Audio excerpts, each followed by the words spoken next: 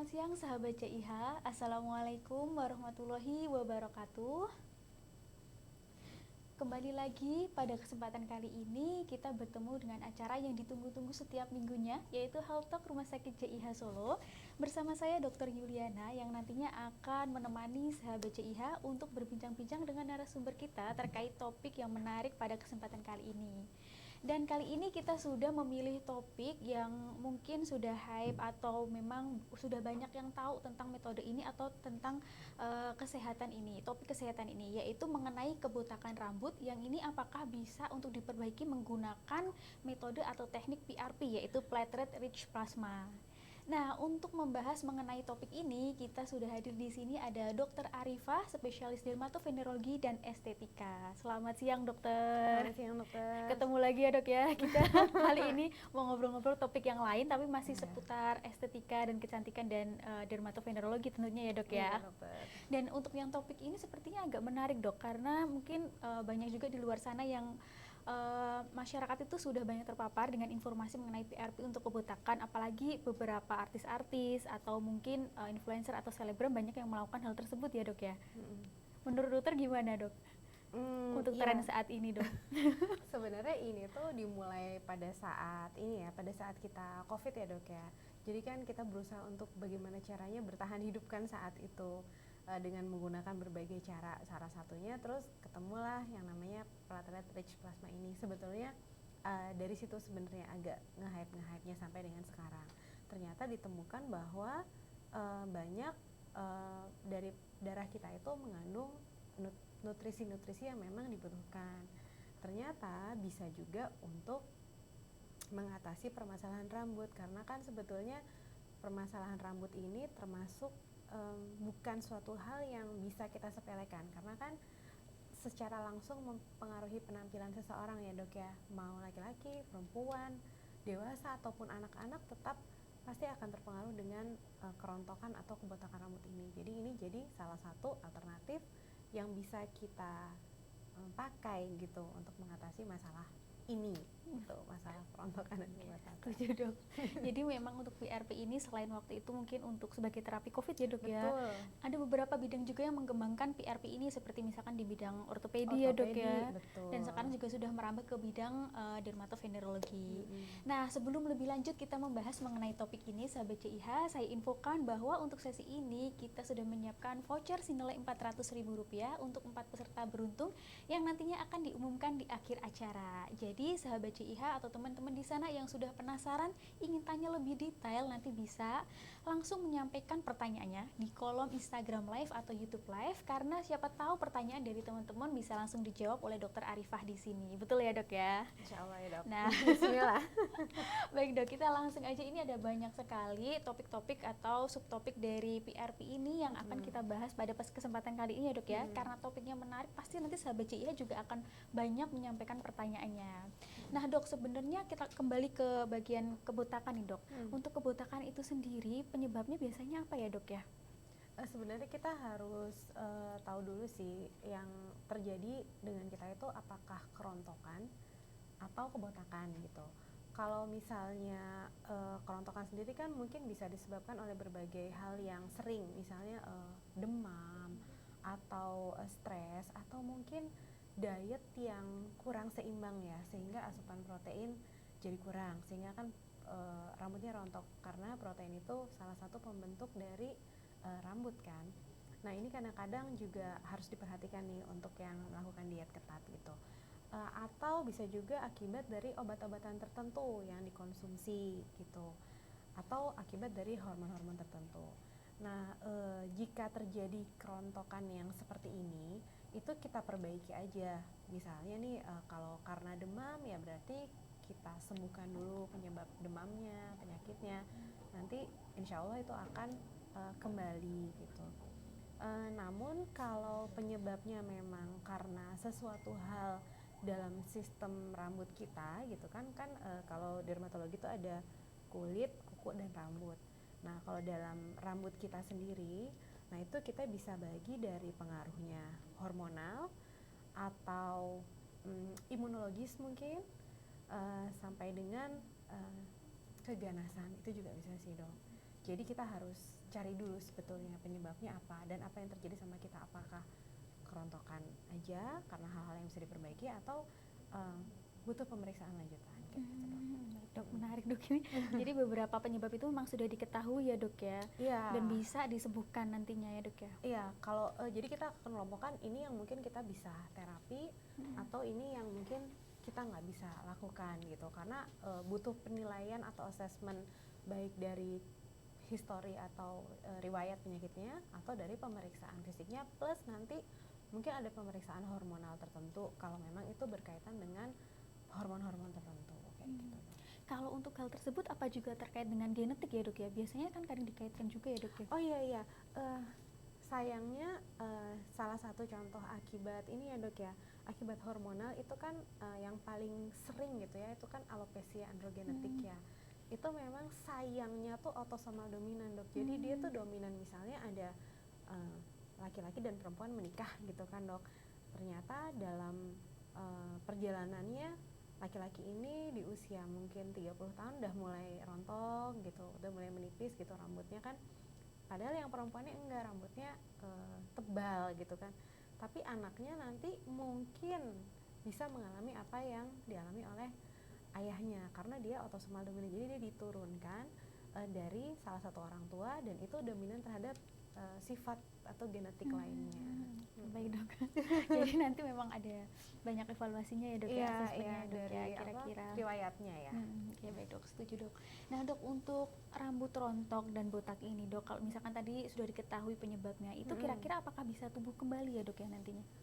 Kita bagi bagian besar dulu aja dok. Jadi kan ada yang kebotakan yang disertai dengan jaringan parut dan ada yang tidak disertai jaringan parut. Jaringan parut itu misalnya kita ada scar atau bekas luka, nah yang menyebabkan rusaknya struktur kulit kita, nah itu mungkin kita butuh pemeriksaan dulu ya. Mungkin itu sebagian besar kalau sudah terjadi kerusakan di strukturnya itu akan sulit untuk diobati, tapi selama alopecia atau kebotakannya itu tidak ada jaringan parut, itu besar kemungkinan untuk bisa dilakukan terapi atau di treatment. Oh gitu dok. Jadi kembali lagi ke struktur kulitnya ya dok ya, masih normal secara alami atau memang sudah ada penggantian dengan jaringan parut. Betul. Ya dok ya. Oke, menarik, dan tentunya sahabat JIH untuk hal tersebut memang harus dikonsultasikan ya dok ya. Betul, karena ya itu kita butuh penjelasan dari riwayat sekali lagi, terus pemeriksaan fisik yang ditemukan itu apa, dan itu pemeriksaan lab jika memang perlu. Baik dok, ini menarik sekali dok. Jadi kalau untuk rambut rontok atau kebotakan ini dok, ini apakah ada alternatif yang bisa dilakukan untuk menumbuhkan kembali rambutnya dok? Sebetulnya ada dok, jadi kita kan sebagai dokter kan kita pasti memulai dari suatu hal yang tidak, kalau PRP ini kan disuntikkan, jadi kan betul, itu prosedur atau invasif ya dok. Betul. Jadi kebanyakan mungkin pasien juga lebih nyaman kalau mencoba obat minum dulu misalnya gitu kan, atau obat oles dulu, baru kemudian dengan prosedur atau tindakan seperti ini. Alternatif dari yang bisa dioles atau serum rambut gitu ada. Lalu untuk obat minum juga ada, suplemen atau nutrisi untuk rambut juga ada. Lalu yang ketiga itu adalah yang dengan prosedur ini atau PRP. Atau kita melakukan secara simultan juga nggak apa-apa, karena biasanya kalau pada bidang dermatologi estetika seperti ini itu single modality dibandingkan dengan multimodalitas itu memberikan hasil pasti lebih baik yang multimodalitasnya. Baik dok. Jadi inget tuh kan kadang kalau misalkan rambut rontok atau sebagainya kan mungkin ada perawatan dengan shampoo, yang tadi tuh dok, serum dan macam-macam, itu bisa membantu ya dok ya sebenarnya dok? Itu bisa membantu. Cuman ya kembali lagi kita harus punya batas waktu. Misalnya ternyata seperti kembali lagi tadi genetik itu kan autosomal dominan ya dok. Misalnya sangat genetiknya itu sangat kuat gitu, bahkan mungkin kerontokan rambut akibat hormonal ini terjadi di usia dini, kan bisa sejak dari pubertas sampai dengan usia 40 atau sampai lebih lagi. Ada beberapa pasien yang di usia remaja itu sudah mulai rontok, itu ada dok. Berarti kan faktor genetiknya tuh kuat sekali. Mungkin dengan obat oles atau obat minum saja mungkin bisa jadi nggak cukup. Jadi pada saat itu kita masuk untuk mengintervensi. Ya baik-baik dok, setuju dok. Jadi bisa dilakukan multimodalitas ya dok ya, Iya. untuk membantu kesuburan rambut dan mengembalikan pertumbuhan rambut gitu. Betul. Nah baik dok, untuk salah satunya tadi khususnya adalah untuk PRP ini sendiri ya dok ya, platelet rich plasma. Itu sebenarnya apa sih dok platelet rich plasma itu dok? Jadi secara mudah gitu ya. Jadi platelet rich plasma itu adalah konsentrasi atau konsentrat gitu yang kita dapatkan dari darah kita sendiri dengan melakukan pemrosesan dengan cara tertentu gitu ya, dengan alat tertentu, dengan namanya centrifuge gitu kan. Jadi salah satu yang menarik dari PRP ini karena mereka menggunakan darah pasien tersebut sendiri. Jadi reaksi alerginya bisa diminimalisir gitu kan, atau khawatir terhadap misalnya penyakit dan sebagainya bisa diminimalisir, sangat membantu gitu ini. Jadi pasien tersebut akan kita ambil dulu nih darahnya, lalu kita olah sehingga nanti didapatkan kalau biasa orang bilang serum mungkin ya, serum yang berwarna kekuning-kuningan. Nanti sel darah merah yang warnanya merah pekat itu yang memberi warna darah kita jadi warna merah itu akan terpisah. Sisanya yang banyak-banyak kandungan nutrisi dan faktor pertumbuhan akan berada di lapisan yang paling atas. Nanti itu yang akan kita ambil untuk kita suntikan kembali. Oke, baik dok. Nah kemudian dok, untuk prosesnya sendiri dok, untuk injeksi PRP ini terutama untuk yang rambut rontok dan kebotakan dok, itu seperti apa ya dok ya? Teknis pelaksanaannya? Iya, dan juga mungkin nanti kayak efek sampingnya mungkin kalau ada, atau berapa lama sih rambut bisa tumbuh gitu dok? Biasanya pada saat pasien datang itu kita akan konsultasi dulu pasti ya dok, lalu dilakukan pemeriksaan, penilaian, lalu pada saat kedua, pada saat pasien datang memang ternyata kandidat yang baik kan katakanlah gitu ya dok ya, kandidat baik, lalu kita melakukan treatment, itu pasien akan dioles dulu dengan krim yang memiliki efek anestesi dok. Jadi yang dimaksudkan supaya pada saat dilakukan prosedur penyuntikan pasien sudah tidak merasa sakit gitu Kayak kan. bius lokal gitu ya dok Kayak ya? bius lokal, cuman kalau bius lokal kan kadang-kadang bisa kita suntik. Tapi kalau ini kan sama sekali tidak ada suntikan ya, jadi hanya dioles lalu didiamkan selama setengah sampai 40 menit. Setelah itu baru kita lakukan prosedur. Prosedurnya penyuntikan di daerah yang akan diterapi gitu.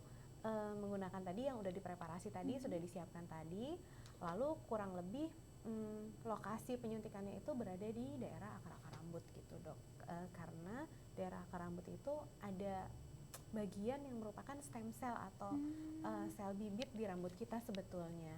Nah kita sebenarnya ingin mengakses itu, ingin menstimulasi itu dokter. Jadi PRP itu semacam tadi dok ya, nutrisi-nutrisi itu ya dok Iya, ya, konsentrat kita itu nanti memberikan untuk nutrisi. mensupport si akar rambutnya biar tumbuh gitu ya dok ya. Tapi nutrisinya bukan nutrisi yang sederhana ya dok, maksudnya Iya. dalam hal ini tuh ada growth faktornya, jadi kayak vascular endothelial growth factor. Jadi ada growth factor yang berfungsi untuk merangsang atau menstimulasi aliran darah. Jadi kan nutrisi ke sana jadi lebih baik kayak gitu. Jadi bukan hanya nutrisinya tuh bukan hanya vitamin, mineral gitu bukan, tapi yang kita cari adalah faktor-faktor Faktornya. pertumbuhannya. Jadi growth faktornya itu. Yang menstimulasi sel-sel di situ ya dok. Betul, ya, untuk iya. bekerja lebih baik lagi ya dok ya mungkin. Seperti itu, setuju dok. Ini menarik sekali. Dan untuk ini dok, injeksi PRP ini apakah perlu diulang atau bagaimana ya dok ya? Kalau saya dari pengalaman klinis memang kita lakukan ulangan dok. Setelah 1 bulan kita lihat lagi gitu kan, kita asesmen ulang apakah perlu dilakukan pengulangan atau enggak.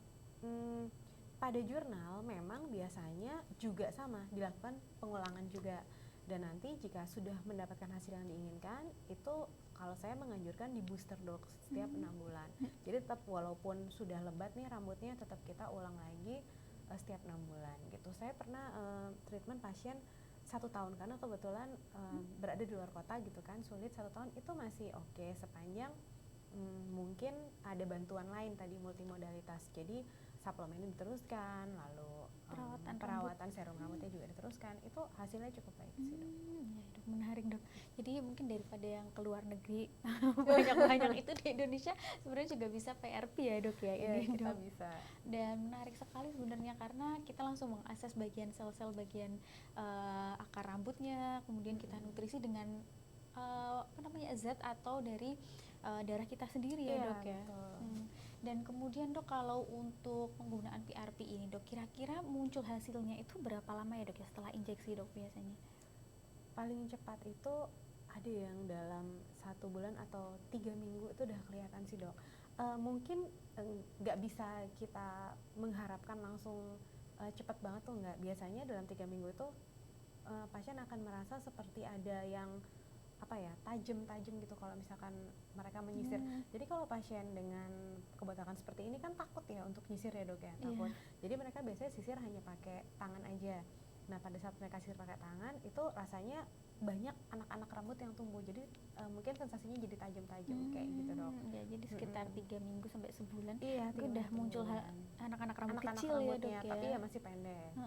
Dan itu mungkin adalah akar rambut atau anak rambut yang kuat yang nantinya bisa bertahan sampai dia panjang ya dok ya. Iya. Oke, baik dok, baik. Menarik sekali dok. Dan ini pertanyaan selanjutnya dok, kira-kira dok untuk metode PRP ini kenapa sih misalkan seorang pasien atau sahabat CIH disarankan untuk memilih PRP, atau kenapa enggak dengan metode yang lain? Mungkin semacam indikasinya seperti itu dok.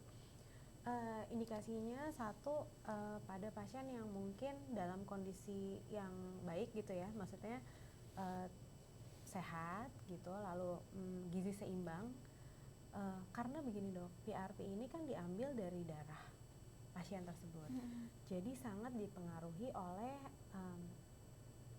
nutrisi harian pasien tersebut, lalu aktivitas pasien tersebut, kondisi pasien tersebut. Jadi misalnya gini, contoh ya, pada pasien yang secara umum memiliki bakat alergi, lalu kemudian pada saat akan ditreatment dengan PRP kebetulan alerginya tuh lagi kambuh, biasanya plasma yang didapatkan tuh tidak memiliki kualitas yang baik gitu. Atau pasien dengan riwayat diabetes misalnya.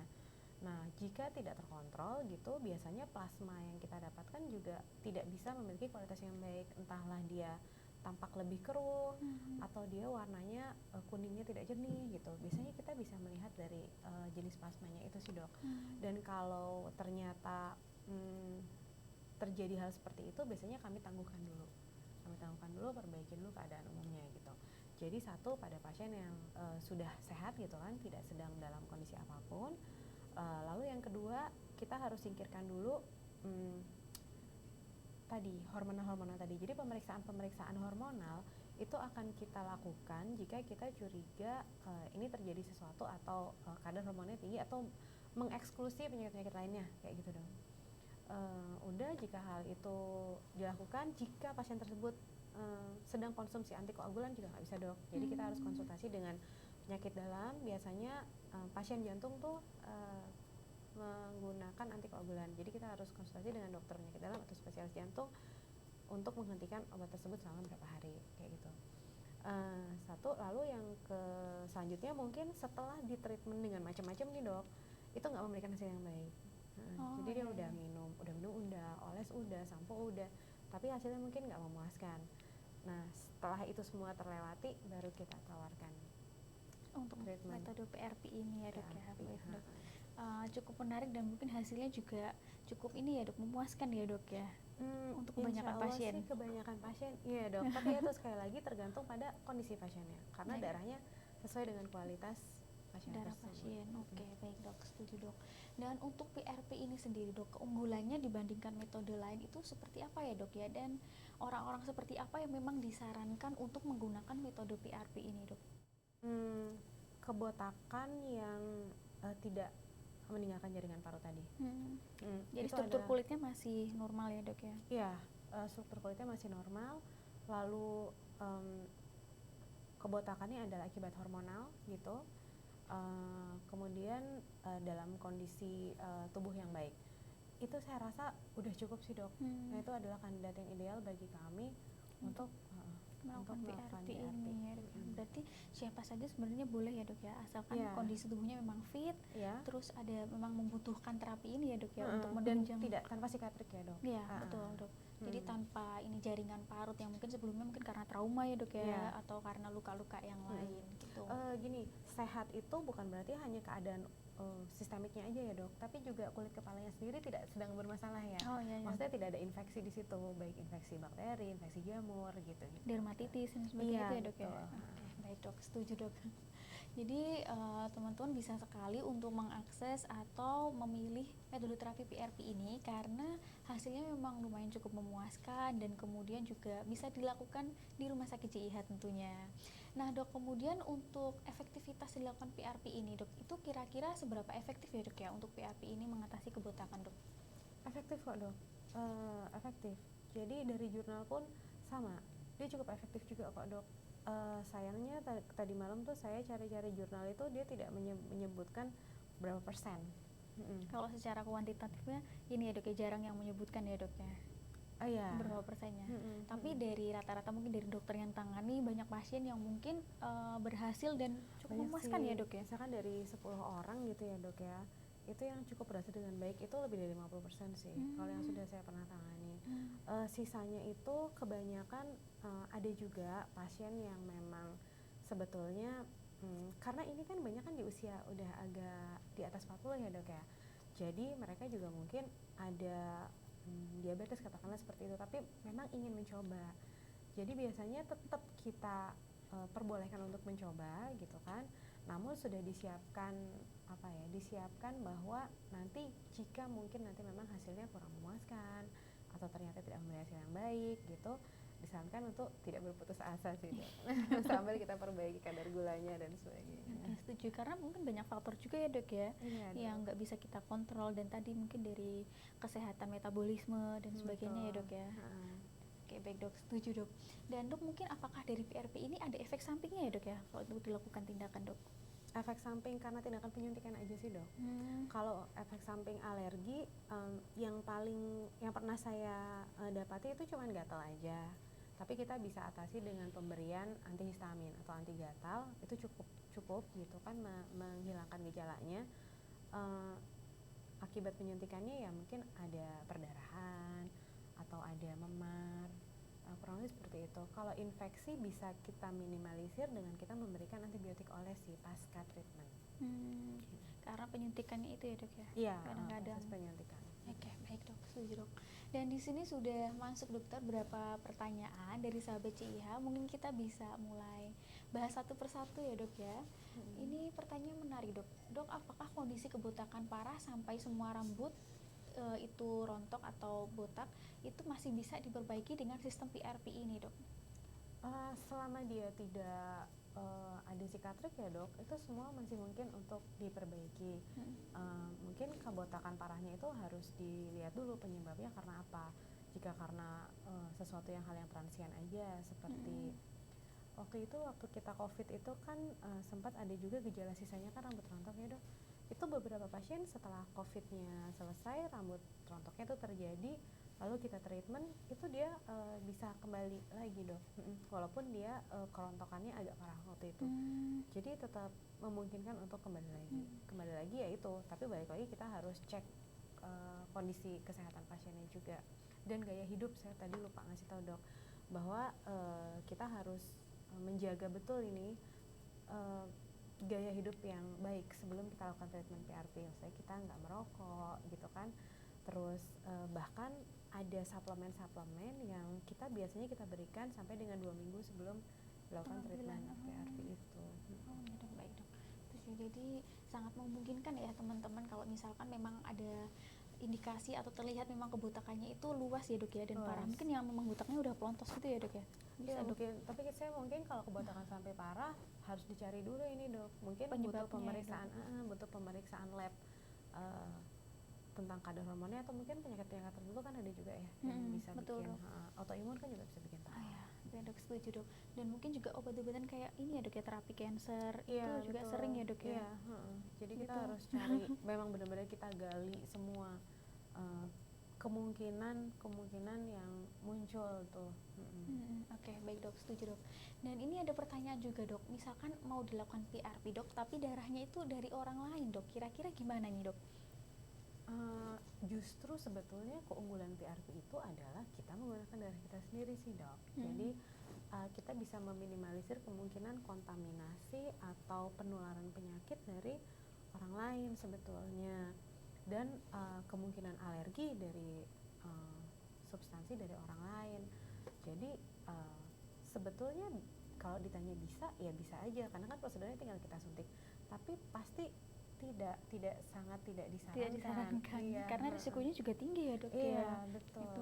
Mungkin ini bagi ini dok sahabat CIH yang menanyakan kalau misalkan dia mungkin sedang menderita penyakit tertentu tapi nggak bisa diambil darahnya untuk PRI tapi ingin banget dilakukan studi PRP, mungkin ya dok bukan ya. PRP ya, mungkin kita bisa kasih sesuatu hal yang lain selain daripada PRP. Jadi kita tetap membooster rambut, merangsang pertumbuhan rambut, menstimulasi rambut, tapi tidak menggunakan PRP. Kita gunakan yang lain, mungkin sekretom kayak gitu kita bisa pakai. Ada alternatif ini lain ya Ada dok ya, zatnya alternatif ya lain, untuk iya. menumbuhkan rambut Iya, gitu. Jadi iya. sahabat CIH nggak perlu khawatir kalau misalkan tidak diperkenankan untuk menggunakan darah orang Darah lain ya orang dok lain. ya. Nanti tetap dikonsultasikan karena banyak sekali alternatifnya ya dok Iya, ya tentunya. sebetulnya banyak. Nah kemudian dok untuk pertanyaan selanjutnya, izin bertanya dok, apakah dengan PRP bisa menumbuhkan kembali rambut di area kebotakan yang sudah tidak berambut atau hanya menebalkan rambut-rambut yang sudah ada aja ya dok ya sebenarnya? Dan apakah lebih efektif mana dibandingkan dengan mesoterapi dokter? Jadi PRP sebetulnya tidak kaku dok. Jadi kalau kan alopecia itu atau kerontokan rambut itu ada juga yang areata ya dok ya. Jadi hanya di tempat tertentu aja.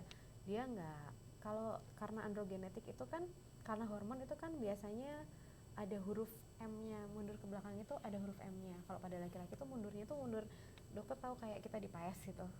Kan ada yang cekukannya di daerah temporal kan. Nah, itu atau kalau pada perempuan itu alopecia androgenetiknya bentuknya itu bisa aja di depannya tuh tetap ada rambutnya, tapi di tengah di verteknya sini dia agak menipis gitu.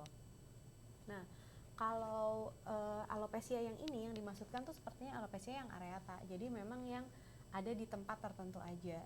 Itu bisa juga kita stimulasi dengan PRP. Mungkin kita bisa combine dengan antiinflamasi di daerah situ. Kembali areatanya karena apa gitu. Kalau areatanya karena infeksi ya berarti kita selesaikan dulu infeksinya. Setelah itu kita obati areatanya. Kita bisa stimulasi bergantian antara PRP dan antiinflamasi, itu bisa kita lakukan. Intinya sebetulnya kalau alopesianya terjadi berarti kan ini non hormonal, terjadi akibat hal lain selain dari hormonal, itu ada reaksi inflamasi dok di situ. Jadi yang kita endpointnya adalah kita mau menyelesaikan inflamasi yang ada di situ dengan catatan underlying atau penyakit dasarnya sudah terselesaikan dulu. Oke, baik dok. Jadi nggak hanya menebalkan rambut, tapi mungkin area yang botak di tertentu itu juga tetap bisa ya dok ya untuk menggunakan terapi ini dok. Dan untuk mesoterapi dok, itu dibandingkan dengan mesoterapi gimana dok? Sebetulnya PRP ini juga bisa salah satu dari, kalau mesoterapi itu biasanya identik dengan pakai mesogan ya dok ya. Jadi pakai mesogan itu tembakan yang sudah kita atur. Kayak kita pakai spet insulin gitu dok, jadi sudah jelas kedalamannya tuh berapa, kita ada putarannya gitu. Ini mau 0,5, mau 1, mau 1,5 gitu ada, terus tinggal dipencet aja nanti dia nembak sendiri gitu, itu mesogan. Kalau ini sebenarnya sama aja, cuman kita menggunakan siring biasa. Kalau ini tergantung selera sih dari masing-masing dokter spesialis kulit. Ada yang senang dengan mesogan, ada yang senang dengan siring biasa. Kalau saya biasanya prefer dengan siring biasa. Gitu. Dan untuk efektivitasnya bagaimana dok? Sama aja ya dok. Yang penting kita yang tadi itu kita lokasi penyuntikannya yang tepat. Oh gitu, baik dok. Yang dekat dengan akar rambut itu ya dok ya? Yang dekat dengan stem cell. Oh, dekat dengan stem cell-nya. Baik dok, siap dok. Nah kemudian dok, untuk pertanyaan selanjutnya, izin bertanya dok, apakah mengikat rambut waktu tidur itu dapat merusak rambut ya dok ya? Dan apakah bisa diselesaikan dengan cara PRP dok? Iya, jadi salah satu penyebab kerontokan rambut atau penipisan rambut itu kan karena shedding ya dok, jadi karena lepas gitu rambutnya. Nah ini adalah penyebab mekanik, contohnya sering mengikat rambut, apa namanya ekor kuda itu apa ponytail gitu kan, atau kayak kita ini rambutnya tertutup terus gitu kan, atau sering ini dok Catok? catok, ngerol gitu, itu kan menyebabkan semua tarikan itu memang harus diminimalisir sih dok. Jadi kalau hal ini terjadi, nomor satu stop dulu tuh penyebab tarikannya.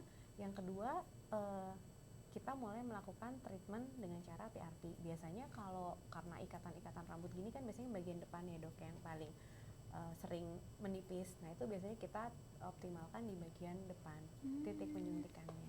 Oke, baik dok. Jadi itu bisa ini ya dok ya, salah satu penyebab mekanis untuk kerusakan rambut juga ternyata ya dok ya. Iya, Kebiasaan tarikan-tarikan sehari-hari itu, yang betul. kadang-kadang tuh kita juga nggak sadari gitu dok. Tapi kalau habis bangun tidur terus ternyata kita lepas kuciran tuh kok ternyata yang Ternyata di bantal banyak kelihatan rontoknya gitu. Padahal udah panjang-panjang rambutnya gitu. Atau di apa namanya di floor drain itu di kamar mandi tuh kok jadi banyak. Betul dok, setuju dok. Oh jadi salah satunya bisa karena memang ini ya dok ya, mekanik ya, apa yang kayak dicatok, kemudian tadi ya dok ya dikucir dan sebagainya. Kalau misalkan diwarnai juga termasuk ya dok ya? Ya karena itu kimiawi ya dok ya kalau itu. Iya. Jadi mekaniknya karena kimiawi kalau ini ya dok ya. Oke dok. Baik. Nah kemudian dok, apakah untuk satu sesi PRP cukup untuk perawatan rambut ya dok ya? Tadi mungkin sempat dibahas sedikit ya dok ya. Jadi kita harus evaluasi apakah menurut pasien, kembali ke pasien ya, kembali pada kepuasan pasien, apakah pasien tersebut merasa sudah cukup nih segini gitu, apakah karena gini dok, ada pasien saya kebetulan itu hanya mau 1 kali PRP aja, terus nggak mau lagi gitu kan, mungkin disuntik, saya nggak mau disuntik lagi gitu kan, itu hasilnya baik dok. Ada yang sudah 3 kali baru memberikan hasil yang baik, itu juga ada. Jadi ya kembali lagi tergantung dari evaluasi kita di 1 bulan, dari 30 hari sih setelah treatment awal. Jadi hasil evaluasi juga, kemudian target dari si kliennya juga ya dok ya. Iya, betul. Gitu. Dan kemudian keefektifannya itu tadi PRP-nya untuk masing-masing orang tadi ya dok ya, apakah PRP-nya yang bagus tadi bisa menumbuhkan rambut dengan baik gitu ya dok ya. Jadi bisa dilakukan lebih dari 1 sesi ya dok ya? Bisa 1 sesi, atau ada yang itu saya merasa cukup dengan 1 sesi aja, ya nggak apa-apa juga gitu. Oke, setuju dok. Nah kemudian dok, untuk dilakukan PRP ini dok, apakah ada batasan untuk usia ya dok ya? Nggak ada dok. Nggak ada ya dok. Berarti dari remaja, dewasa, tua bisa ya dok? Betul. Oke dok. Tergantung masalahnya saat itu, onsetnya di usia keberapa gitu ya dok. Dan ingin dilakukan tindakannya di usia berapa gitu? Iya, kembali lagi semakin tua kualitas darahnya tadi kan semakin menurun. Oh iya dok. Ya, ada penyakit-penyakit penyerta, nah itu jadi bahan pertimbangan sih dok. Oke, siap dok. Dan kemudian dok, ini ada pertanyaan juga, bagaimana ya dok ya untuk menentukan metode PRP yang tepat agar cocok untuk perawatan rambut rontok? Apakah diharuskan pemeriksaan darah terlebih dahulu dok? Pemeriksaan darah biasanya kita lakukan jika ada indikasi untuk dilakukan pemeriksaan. Jadi tidak semua yang ingin PRP akan kita lakukan pemeriksaan darah juga.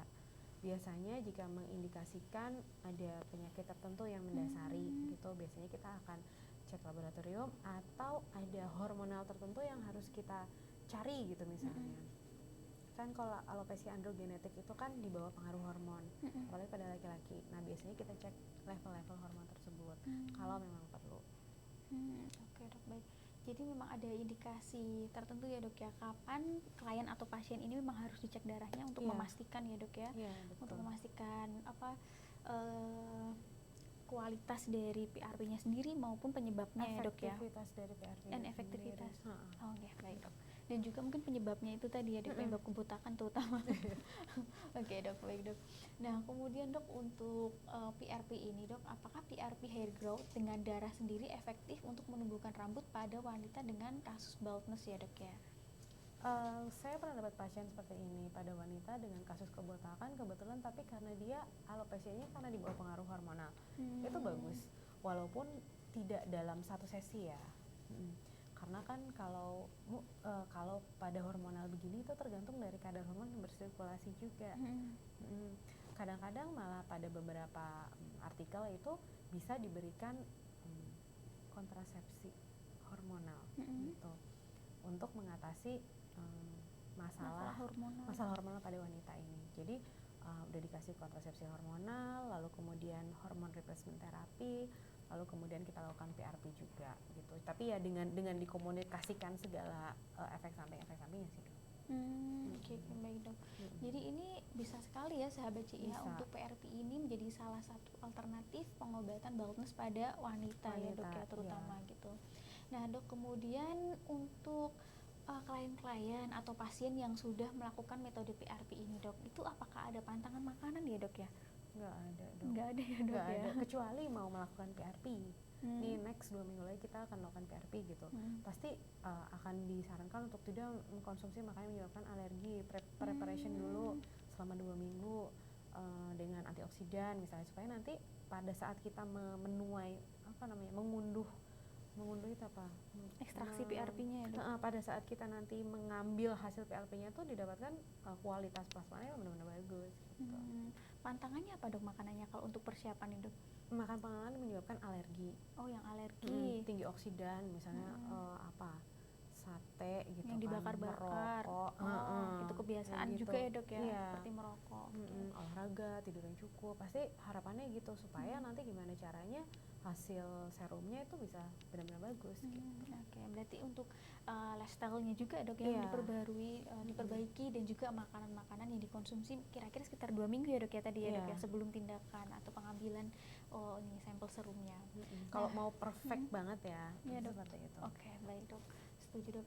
Nah kemudian dokter, untuk penderita diabetes nih dok, ini kira-kira apakah bisa melakukan perawatan PRP pada rambut ya dok ya, dan berapa lama prosesnya dok?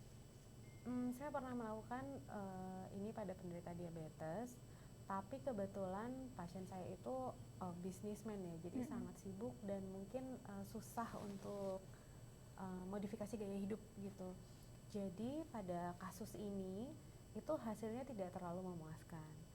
Pasiennya sudah melakukan ulangan selama beberapa kali, tapi belum, hasilnya tuh nggak bisa seoptimal yang tidak ada diabetes, atau mungkin diabetesnya lebih terkontrol. Berarti mungkin pada pasien itu, klien tuh diabetesnya tidak begitu terkontrol dok? Iya, waktu pengambilan. Iya, karena mungkin sering keluar negeri, susah untuk menjaga diet gitu. Gitu. Baik dok. Jadi sebenarnya untuk penderita diabetes tetap bisa melakukan perawatan, tetapi hasilnya juga ditentukan dari ini ya dok ya, bagaimana pasien mengkontrol gula darahnya dok ya, dengan terapinya itu. Itu baik dok. Tapi kalau terkontrol ya saya rasa sih pasti akan sama aja sih, sama dengan yang tidak menderita diabetes. Oke, baik dok, setuju dokter. Nah kemudian untuk shampoo nih dok, apakah ada dokter shampoo yang harus digunakan setelah perawatan PRP, dan apakah ada pemilihan khusus untuk shampoo-nya dok? Sampai saat ini nggak ada sih. Nggak ada ya dok ya? Nggak ada yang strict harus gitu, nggak ada. Saya tuh lebih banyak ke serum dan suplemen ya. Yang disarankan apa seperti itu lebih ke serumnya ya dok ya nantinya. Oke, baik. Berarti untuk shampoo ini bisa shampoo apa aja yang digunakan oleh klien sehari-hari ya dok ya? Iya, bisa shampoo yang paling tidak sering digunakan dan cocok, tidak menimbulkan masalah dermatitis apa. Lalu yang harus dihindari seperti itu tadi, mengecat rambut gitu, itu ya aplikasi bahan-bahan kimia ke rambut yang sudah kita treatment dan memberikan hasil yang baik itu biasanya kita hindari sih. Jadi kita jaga keberhasilan treatment kita gitu. Kan sayang ya dok ya, udah ditusuk-tusuk tapi digagalkan oleh ini kebiasaan yang kurang baik. Nah kemudian dok, di sini juga ada pertanyaan dok mengenai mengapa plasma kayak trombosit itu bisa digunakan untuk perawatan rambut PRP ya dok ya?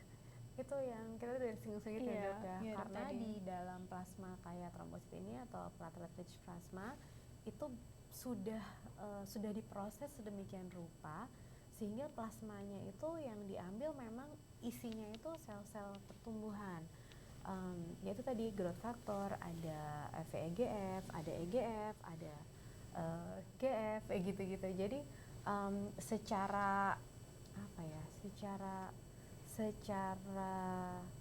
kimia atau secara struktur mereka bisa memberikan stimulasi atau signaling yang baik untuk pertumbuhan rambut itu. Satu, dari cairannya sendiri atau dari serumnya sendiri sudah punya growth factor yang full konsentrasinya. Yang kedua, teknik penyuntikan yang tepat bisa menyebabkan atau mengantarkan sel-sel tersebut, sel-sel yang mengandung growth factor tadi ke titik yang tepat di stem cell rambutnya. Oke, Dok. Jadi nggak cuma trombositnya aja ya, Dok ya, tetapi juga faktor-faktor lainnya yang menyertai di dalam serum itu ya, Dok ya, yang dibutuhkan. Iya. Jadi ini tuh seperti kita mengantarkan faktor pertumbuhan pada tempat yang tepat, kita kasih lagi tuh ke tempat yang tepat gitu. Oke, baik Dok, setuju Dok. Nah kemudian Dok, untuk kondisi tertentu apa ya Dok ya, PRP ini tidak disarankan Dok? Itu tadi Dok, misalnya pada pasien dengan konsumsi antikoagulan yang mungkin lebih banyak manfaatnya, jadi dilarang oleh dokter tersebut untuk di stop. Nah kayak gitu, itu pasti kita larang gitu. Yang kedua, ada infeksi aktif yang masih ada di kulit kepala yang ingin ditreatment, berarti kan harus di treatment dulu. Atau pada kondisi-kondisi keganasan gitu kan, karena biasanya pada kondisi keganasan kan ada kemoterapi, kita nggak tahu apa yang terjadi dengan darah pasien tersebut, atau mungkin ada penyakit-penyakit infeksi yang menyertai tubuh pasien tersebut, sehingga ada sesuatu substansi yang mungkin kita tidak inginkan berada dalam jumlah banyak, misalnya kayak gitu. Berarti untuk ini ya Dok ya, klien-klien yang mungkin masih dalam terapi juga ya Dok ya, ada sesuatu dalam kondisi umum pasiennya gitu ya Dok ya. Oke, baik Dok, dari kesehatannya secara umum juga ya Dok ya, gitu. Mungkin yang belum disarankan gitu, tapi kalau misalkan nanti sudah diperbaiki, sudah fit, semuanya oke, mungkin bisa ya Dok ya dilakukan PRP Dok. Baik Dok. Nah kemudian Dok, selama melakukan PRP ini, apakah boleh melakukan rebonding atau perawatan rambut lain? Tadi sempat disinggung ya Dok. Ya, sebenarnya kalau boleh ya boleh-boleh aja sih, tapi rasanya emang atau sayang gitu ya kalau sudah kita lakukan treatment, hasilnya juga sudah baik, lalu kemudian kita lakukan treatment kimiawi yang punya potensi, walaupun belum tentu ya, punya potensi untuk menyebabkan dermatitis atau resiko baik iritasi maupun alergi terhadap itu tadi yang sudah tumbuh tadi itu. Jadi kalau saya sih dijaga aja hasil yang sudah baik itu gitu. Hair dyeing atau mewarnai rambut atau rebonding itu saya tidak disarankan sih Dok, saya tidak menyarankan. Oke, terutama mungkin setelah perawatan PRP ini ya Dok ya, untuk menjaga sampai PRP-nya ini treatmentnya berhasil ya Dok ya. Iya, atau ya kalau misalnya tetap harus karena pekerjaannya harus rebonding atau nggak bisa dihindari, ya dengan segala resikonya kita evaluasi lagi setelah melakukan treatment tersebut. Oke, baik Dok, setuju, karena nanti bisa diulang ya Dok ya untuk treatment kita bisa ulang PRP-nya. sebetulnya. Oke, baik Dok. Nah, pertanyaan selanjutnya Dok, ini bagaimana proses pemulihan setelah menjalani terapi PRP ini ya Dok ya? Lalu apakah terapi PRP ini dapat memberikan efek jangka panjang Dokter? Proses pemulihan biasanya nyeri kan, kalau disuntik itu pasti nyeri. Biasanya sih besok 24 jam juga sudah tidak terasa sih nyerinya. Lalu yang kedua mungkin ada memar-memar, kalau misalnya saya nyenggol pembuluh darah misalnya, itu kan ada memar. Biasanya sih dalam jangka waktu 3-5 hari, maksimal 1 minggu juga sudah baik gitu. Itu proses pemulihannya ya sekitar segitu. Memberikan efek jangka panjang, iya. Tapi walaupun rambutnya sudah sembuh dan sudah tumbuh dan kelihatannya tetap baik, kita tetap menyarankan untuk boostering. Tetap harus kita masukkan lagi tuh, tetap dikasih lagi nutrisi-nutrisinya, growth faktornya. Paling tidak ya itu tadi setiap 6 bulan. Walaupun sudah baik, walaupun kita lihat dan pasien sudah senang gitu dengan hasilnya, tapi tetap kita sarankan untuk 6 bulan.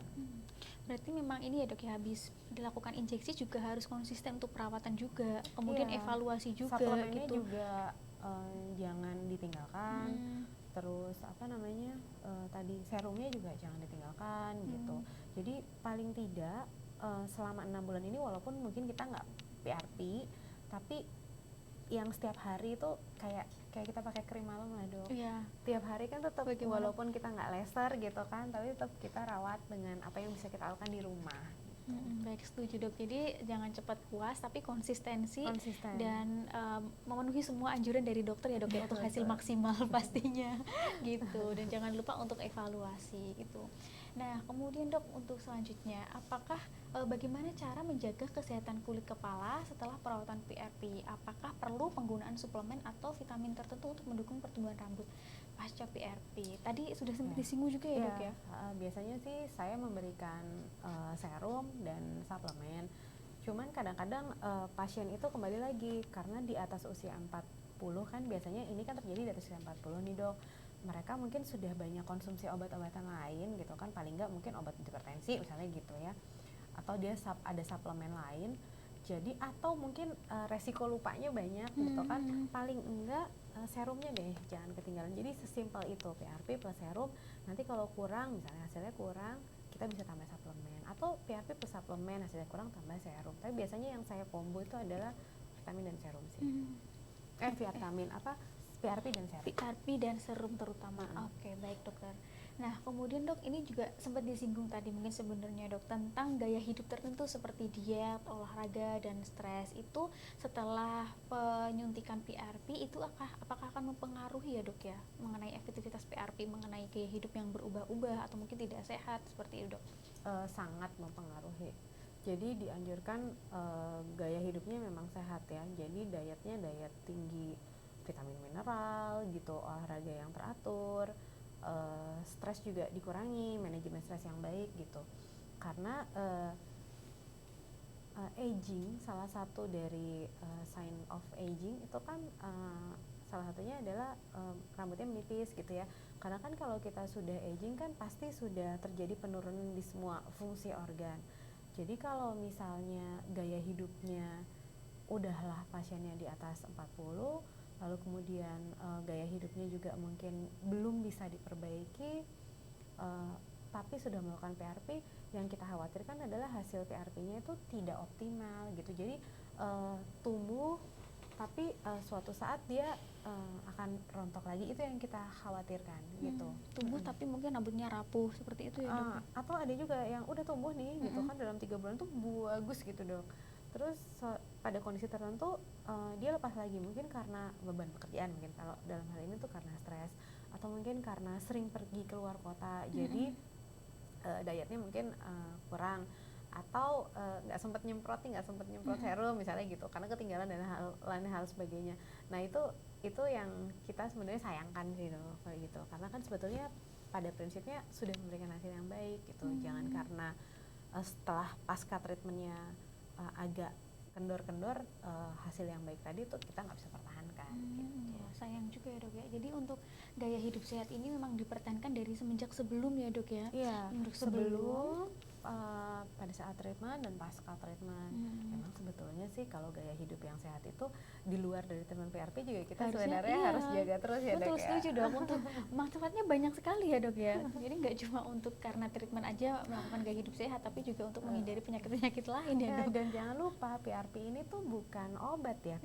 PRP itu udah dalam darah kita dok. Jadi kalau gaya hidupnya kurang sehat ya pasti bukan hanya PRP-nya ya, semua organ juga akan terpengaruh sebetulnya. Betul, setuju dok. Jadi memang untuk memutuskan untuk PRP itu nggak cuma sekedar uangnya atau hasilnya, tapi juga bagaimana secara mental dan niat kita bisa konsisten ya dok ya, untuk gaya hidupnya dari semenjak sebelum treatment, saat treatment, dan setelahnya ya dok ya. Tapi ini bukan berarti terus strict itu ya, enggak juga sih dok. Maksudnya sesekali kita stres ya it's okay, kan kita masih punya bantuan serum, kalau nggak ada serum kita masih punya bantuan suplemen. Jadi jangan terus nanti PRP, habis PRP terus kita stres ya.